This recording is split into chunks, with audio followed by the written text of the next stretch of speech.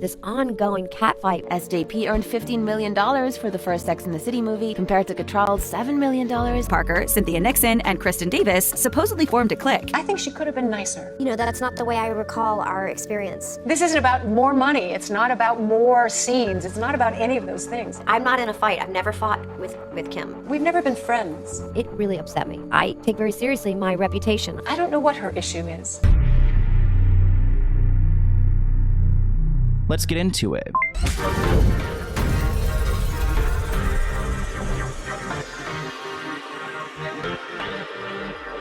Welcome back to the Let's Get Into It podcast. Today we are diving into Sex and the City and talking about one of the most notorious feuds to occur in Hollywood, or should I say New York City. And yes, we're talking about Kim Cattrall and Sarah Jessica Parker and how these two have never really gotten along. The very first episode of Sex and the City premiered 25 years ago, and the series is remembered for its larger-than-life fashion and flings. But even more controversial than some of the episodes is the enduring off-screen drama between stars Sarah Jessica Parker and Kim Cattrall. Even since the early days of SATC, there have been rumors of infighting between the pair and speculation that's only strengthened with Kim Cattrall's absence from And Just Like That, which I actually watched And Just Like That and I enjoyed it, which is a reboot of Sex and the City, but it is clear that Kim is missing from the group. Back in 2004, Kim appeared on Friday Night with Jonathan Ross, where she admitted money was part of the reason why the show ended. Quote,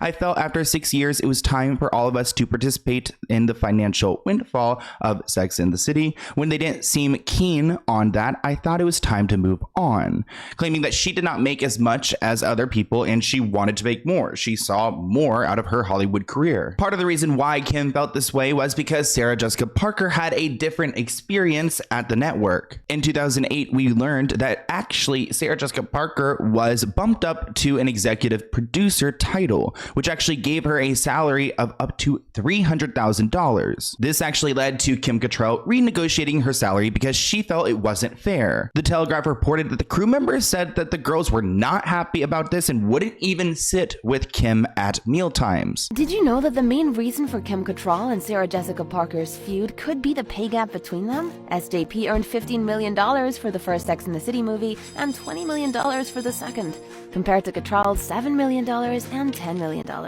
Now, I have a feeling that Sarah Jessica Parker knows that she's the star of the show, and Kim knows that as well, which Kim was paid decently, but not as much. Actually, at the 2004 Emmys, Kim did not sit with the rest of her cast, and she was asked about this. She said, "Are we the best of friends? No. We're professional actresses. We have our own separate lives." In that same report, Sarah Jessica Parker was quoted saying that they were friends. Quote, "Honestly, we're all friends, and I wish I saw more of Kim. She mentioned money, and no one should try to vilify her for it. People made a decision that we had vilified her." The publisher Mary Claire asked Kim about the rumor that she was the holdout on making the first movie. In response, Kim said, "4 years ago, I was going through a painful public divorce. The series was coming to an end, and my father was diagnosed with dementia. I felt like it was time to be real with my family. A year and a half ago, I was sent a script, and I was ready and strong enough to revisit Samantha. In some ways, I'm glad we waited. The script and the experience of making the movie was the best possible reunion. So things were on the up and up." But in 2009, everything changed because Sarah and Kim were no longer on speaking terms. And supposedly this tension on set made everyone uncomfortable. And it must be hard to work with someone that you genuinely do not like, especially when these characters are so close. And a lot of this we weren't aware of. I mean, we saw things in articles that kind of, projected this feud, but we didn't really know. I mean, we got little tidbits from Kim, but there was one man who decided to do an inside scoop into what really was the dynamic behind the scenes, because these actresses weren't friends like they played on television or in these movies, and everyone on set could feel it. In 2008, Clifford Straight, the real-life inspiration behind Willie Garson's Stanford Blatch, tried to sell a book proposal about the Sex and the City stars. According to the New York Post, in the proposal, Straight revealed that while the four stars were the best of friends on screen, the reality was very different. According to Straight, Cattrall was a natural comedian and a scene stealer in the best possible sense. The camera went right to her. That didn't sit well with Sarah Jessica Parker, who was supposed to be the series lead, so Parker reportedly decided to ostracize Cattrall. Strike claims Parker, Cynthia Nixon, and Kristen Davis supposedly formed a clique, which omitted Cattrall and the show's creator-producer Darren Star. Cattrall and Star reportedly leaned on each other, but when Star exited the show after 2 seasons, Michael Patrick King took over his role. Cattrall was left completely isolated. The alleged rift was so major that while shooting in Atlantic City, Parker supposedly rented a house to share with Davis and Nixon, but didn't invite Cattrall. So it wasn't just like Kim was trying to isolate herself. It seems like Sarah was happy to kind of kick Kim to the curb because she wanted to be the main character. In 2009, when Elle asked Sarah Jessica Parker about the rumors that Kim Cattrall did not get along with the other cast members, she said, "I don't think anybody wants to believe that I love Kim. I adore her. I wouldn't have done the movie without her. Didn't and wouldn't." So Sarah's trying to play nice. But then when the Daily Mail brought up Sarah's comments, Kim said, "I think Sarah was right. People don't want to believe that we get along. They have too much invested in the idea of two strong, successful women fighting with each other. It makes for a juicy gossip and copy." She said, "She and I are sick of this. It's exhausting talking about this feud. It's a real bore." So in 2010, it seemed like we saw peace on the horizon. In that same interview, Sarah said that sometimes feelings get hurt. Cynthia Nixon was quoted saying, "It hasn't always been smooth sailing, but the idea that we're somehow against each other is ludicrous." Kristen Davis also talked about a tabloid story that she and Kim Cattrall would eat in their hotel restaurant but not sit together. She claims that that's not true. She would go and eat alone in her hotel room, and Kim would go to the restaurant by herself, and they just did their own thing. It wasn't like they were not trying to be around each other. Now, things cooled down for a couple of years until 2016. Sarah Jessica Parker appeared on Howard Stern, where she said the rumors over the years truly bothered her. She said, "Was every day perfect? No, but this is a family of people who needed each other." And of course, Sarah Jessica Parker is going to be cool with everything because she was the one who led the show. She was the main character. She made the most money, and she's the most, I think, in my opinion, notorious out of all those actresses.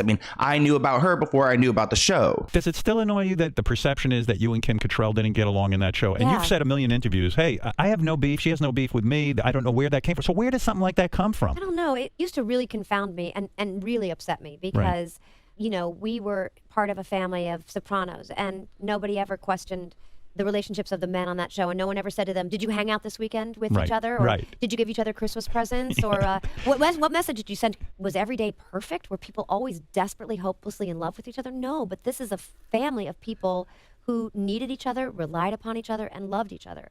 And this sort of narrative, this ongoing catfight, it really used to really, not even irk, it really upset me. I take very seriously my reputation. I work really hard and I treat people well. To suggest that I'm behaving poorly or not treating somebody well, that's not you. It's like, it's not even like it's not me. It's so anathema that it would drive me bananas. So, of course, Sarah Jessica Parker does not want to be known as a diva or someone who was snide to Kim Cattrall. In 2017, the Daily Mail reported that the third Sex and the City movie was canceled due to demands from Kim Cattrall. According to the Daily Mail, Warner Bros. Had given the much anticipated project the green light after months of speculation. However, the studio can no longer move ahead as Kim Cattrall demanded they produce other movies that she had in development or she wouldn't sign up for the project. Warner Bros. Refused to meet her demands and they had to cancel the production. Shoot. So she wanted other things and to make more money and to probably disconnect a little bit from the franchise, but nope, she's not allowed. Kim Cattrall tweeted in response saying the only demand she made was not to do the movie. She claimed that she said no to the movie back in 2016. Sarah Jessica Parker chimed in saying there would be no Sex in the City 3. Quote, "It's over. We're not doing it. I'm disappointed. We had this beautiful, funny, heartbreaking journey." She goes on and on. "It's not just disappointing that we don't get to tell the story and have that experience, but I think more so that the audience has been so vocal about wanting another movie, and it would make a lot of money." Kristen Davis also confirmed the news on Instagram, writing, "It's true, we're not going to be doing a third film. I wish we could have made the final chapter on our own terms to complete the stories of our characters." She's saying it's frustrating that they cannot do this, and that puts a lot of heat on Kim Cattrall because all the fans are going to look at Kim and blame her for ruining something they've wanted for years now. During an interview with Piers Morgan, Kim says that she would not do another movie and that she was never really friends with her co-stars. When asked by Piers if there will ever be any more of Sex and the City, Kim said, "Not for me. That was the part of turning 60. It was a really clear moment of how many years do I have left and what do I want to do with it?" Which I understand. If she never really felt proud of her role, and she never really has on that series, then does she want to do it like, towards the end of her life. She went on to explain that she turned down an offer to make a third movie in December 2016. She claims that she simply said, "No, I'm good," and she didn't demand anything. She said it isn't about more money. It's not about more scenes. It's not about any of those things. It's about a clear decision, an empowered decision in my life to end one chapter and to start another. And I think you have to respect her in that sense, but there's definitely that weird holdup and pressure, and probably a lot of peer pressure from the network, from the co-stars, from the fans. And I mean, I would be probably paranoid and stressed out if I was Kim, with all these people wanting this to happen and really genuinely not wanting to do it. Will there ever be any more Sex and the City? Not for me. This isn't about more money. It's not about more scenes. It's not about any of those things. This is about a clear decision, an empowered decision in my life to end one chapter and start another. You never really got on. We've never been friends. We've been colleagues. And in some ways, it's a very healthy place to be, because then you have a clear line between your professional life and relationship and your personal. To get any kind of negative press about something that I've been saying for almost a year of that I'm demanding or a diva, specifically Sarah Jessica Parker, is that I think she could have been nicer. I really think she could have been nicer. I don't know what her issue is. I think the thing that still bothers me is this feeling that of being in some way made to be the baddie. I mean, I never asked for any money. I never asked for any projects. To be thought of as some kind of diva is absolutely ridiculous. It does make me question if the network planted this story to make Kim look like she's difficult to work with. She's demanding. No one's going to want to hire her after this. And to really get those fans all fueled up, sending her messages that she's in the wrong for making this choice. Remember, a New York Post article revealed information surrounding the drama on the Sex and the City set. The article claimed that the three stars formed a group together and left out Kim Cattrall. The New York Post also referenced a Page 6 report that said while shooting in Atlantic City, Sarah Jessica Parker rented out a house for all the girls except for Kim. But an HBO spokesperson said that Kim did not stay with the other girls because her husband was supposed to come to be there with her. Towards the end of the series, one insider told Page 6 that no one was speaking to Kim Cattrall. So really, she's always felt left out, and I think she's a little bit bitter about it, which I think anyone who's been left out or felt that way, I felt that way before in my life,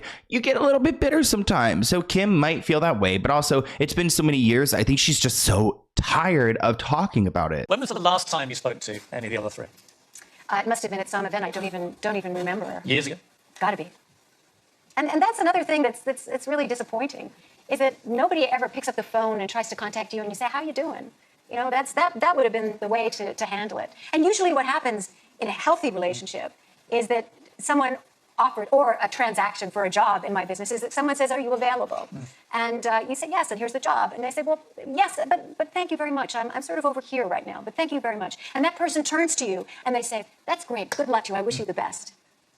That's not what happened here. It feels like a toxic relationship. Well, they're all basically blaming you for ruining everybody's fun. Kim Cattrall is ruining everyone's fun, but don't worry, Sarah Jessica Parker is here to, switch things up. Actually, Sarah referenced the new opening in the Sex and the City cast while she was on Stephen Colbert, saying maybe they have, room to fill the void with someone else. And that is how they end up proceeding. Well, there's an opening. Oh, really? What would my character be like? Well, according to just very recent documentation of why we're not making it, it's because the part usually played by Kim Cattrall has been vacated.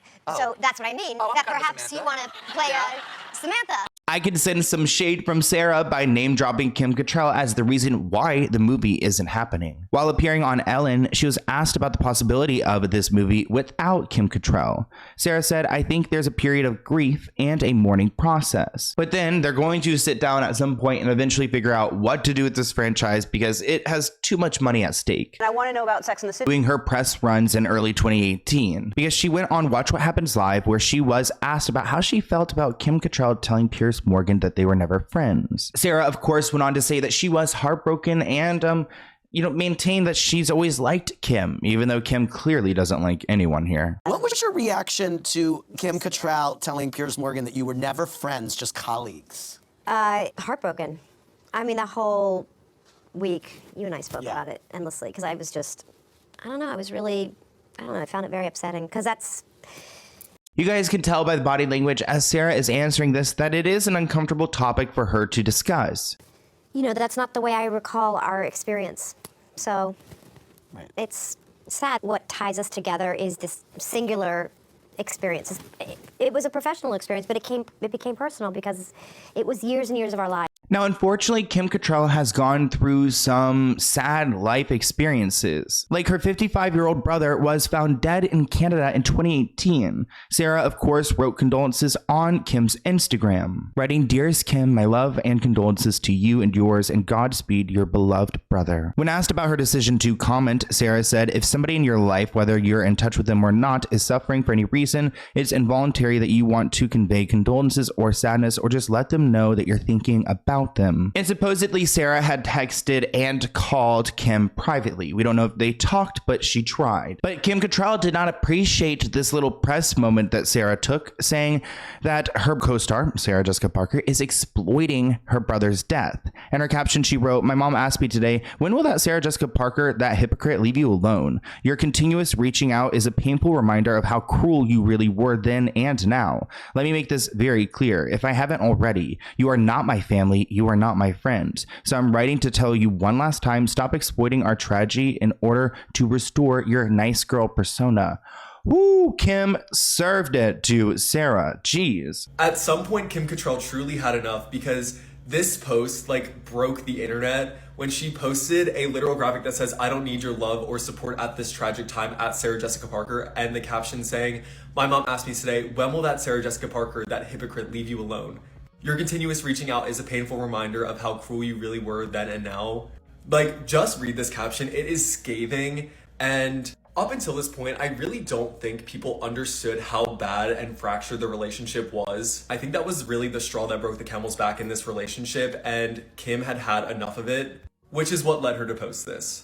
After this incident happened, the media was in a firestorm. US Weekly reported that a source close to Sarah said she's not sure why Kim had to take it to this level. Another source told Us Weekly that the two hated each other and were at odds since the beginning of the second season. A friend of Kim's told Us Weekly their co-stars can't understand why Kim lashed out. It wasn't this bad during filming. While a friend of Sarah said there's no love there, but Sarah Jessica was just being polite. It's sad. And it is sad. Sarah Jessica Parker said she never responded to Kim's conversation with Piers Morgan. "We had this experience and it was amazing and nothing will ever be like it." She claims there was no fight. It was completely fabricated because I never actually responded to her, and I won't, because she needed to say what she needed to say, and that's her privilege. A few months later, Sarah Jessica decided to comment on the situation again, probably not making it any better. She said, "I'd just like to remind everyone that there is no cat fight. I've never uttered an unkind, unsupportive, unfriendly word, and I would love to redefine it. I've always held Kim's work in high regard and always appreciative of her contributions." So really, Sarah might be trying to push this nice girl persona because she's so persistent with trying to dispel these rumors that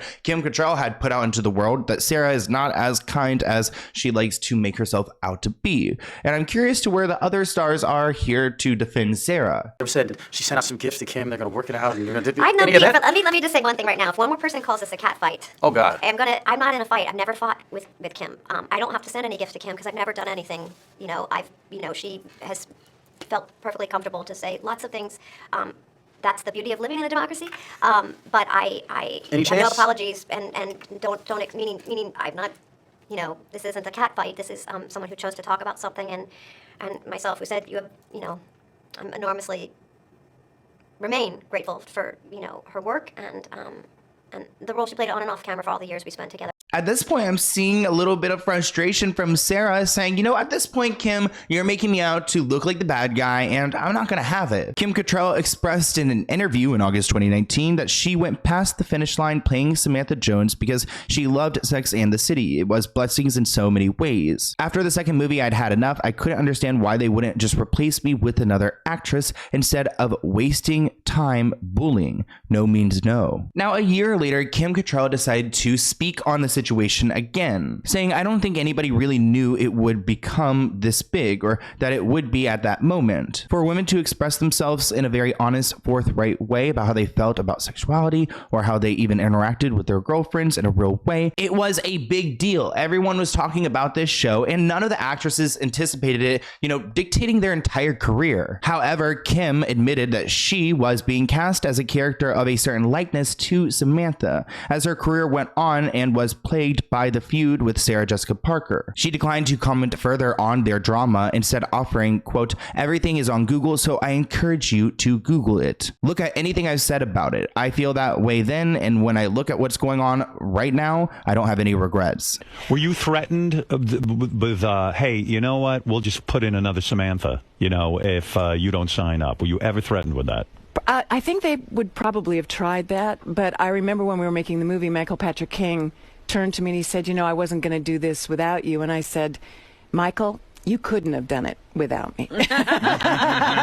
So essentially, Kim Cattrall said what she said. Now in 2021, Sarah Jessica Parker is back with her fellow co-stars and some new cast members. They released And Just Like That. The series went on without Kim Cattrall. We've got Cynthia, we've got Kristen, we've got Sarah, and they had a 10-episode series. In February 2021, we learned why Kim will not join the rest of the cast. The new show was focused on telling an honest story about women being in their 50s in New York. Just as in real life, people come into your life and people leave. And it seems like they want to make a show about friendship, and if one of them is not a friend, then they won't be able to convey that through this series. So she actually isn't right for the role. Christopher Noth, who was featured on And Just Like That, actually commented on Kim Cattrall saying, I have to tell you, I have no idea why Kim is thinking this or her emotions, because I'm very close to Sarah Jessica Parker and her descriptions of her don't even come close. Then when asked if the situation put the cast in an awkward position, he replied, I just don't like to see anyone talking down about Sarah Jessica Parker because she's a target and people can be nasty. I feel very protective of her and I was not happy about that. That's all I'll say about it. Now, of course, everyone was curious to the beginning of this show and whether they will explain away Samantha because she's another character. She's not there. What had happened? Could you give us some details? Kristen Davis weighs in on the rumored beef between Kim Cattrall and her And Just Like That co-star, Sarah Jessica Parker, saying she wishes she could fix it. They are allowed to have their own feelings. Yeah. That's all I want to say. You have to respect people's wishes. I'm not gonna waste energy on it. I can't change anybody. And Kristen, she says she understands that fans are upset, adding, I wish I could fix it, but I can't. It's not in my power. Don't blame Kristen. It is not in her power. She is not the one who is writing the checks. But with the release of And Just Like That, fans found out that the show managed to explain Samantha's departure from the group.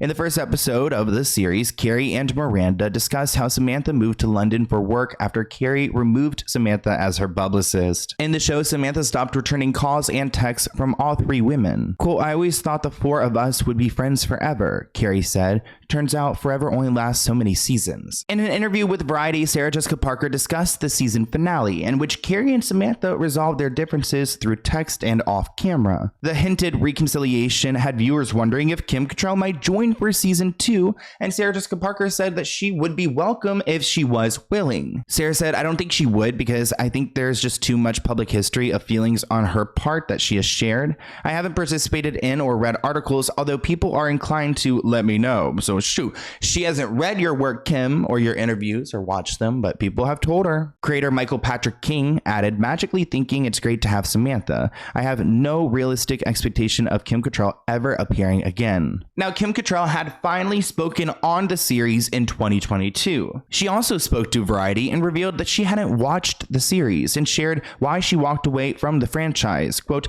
it's a great wisdom to know when enough is enough. I also didn't want to compromise what the show was to me. The way forward seemed clear. I certainly heard about the reboot reboot, and I've come to the conclusion that the really greatest compliment I could have as an actor is to be missed. But of course, Sarah Jessica's going to do everything in her power to kind of erase that and maintain this show with these three women and their added co-stars. When Kim was asked if she was ever friends with her co-stars or if their relationship was always contentious, she said, "I guess it's how you define friends. I think we were colleagues. My colleagues aren't my friends. It was professional." She also wanted to make it very clear that she does not plan to go on to the series, even though these characters may have made up in the new reboot. She's not going to be there. Sarah went on to reveal that she never actually asked Kim to be part of this reboot because she made it clear that she wasn't interested in being a part of Sex and the City at all. So it didn't even occur to them to go and ask her to join. She said, "You've got to listen to somebody, and if they're publicly talking about something and it doesn't suggest it's someplace they want to be or a person they want to play or an environment in which they want to be, you get to an age where you're like, well, we hear that." And she is done trying. Sarah also added, "It's so painful to hear people refer to the situation as a cat fight because she claims she's never said anything bad about this woman. So stop trying to make her seem like she is a bully." But then everything changes because in 2023, Kim Cattrall changes her mind. Kim joined the cast very briefly and without filming with Sarah Jessica Parker. She was going to reprise her role as Samantha in the season 2 finale of the series. Kim will only be in one scene, the outlet reported, and she shot her dialogue on March 22nd in New York without seeing or speaking with the stars of the series. But it was actually a phone call with Sarah's character, and it's kind of awkward to think that they did not film this together and that they were going to mash it and make it seem like it was all dandy. Hello, London. What's shaking, lady? My flight's 3 hours delayed, Carrie. I won't be able to make it there in time. In time for what? The Last Supper? Miranda and Charlotte told me all about it. I was going to surprise you. Oh my gosh, well you did. I'm very surprised. I mean, if there's any way to start rumors up again, that's one way to do it. Also, I'm kind of confused because she's talked so much trash about the series. Why is she back on here? In June 2023, in an interview with Today with Hoda and Jenna, Kim spoke about her upcoming cameo in the series, saying that it's as far as she's going to go with the series. However, she said she'll never fully say goodbye to Samantha. Quote, "She's like a lot of characters I've done over the years. I get very emotionally attached and protective of my characters. She gave me so much and I'm so appreciative of her." So maybe Kim sees the light in this situation nowadays and maybe she will try to go back on, but I can't imagine her on the series. And honestly, seeing her a part of it just makes me like not want to watch it because I'm like, okay, this woman does not want to be here. She's made it very clear. Is she like here against her will at this point? Though I kind of feel like Sarah Jessica Parker could be a diva. I do think Kim is probably being a little bit like hypersensitive because of like the financial aspects. And even there's a part of this story we didn't even touch on where Kim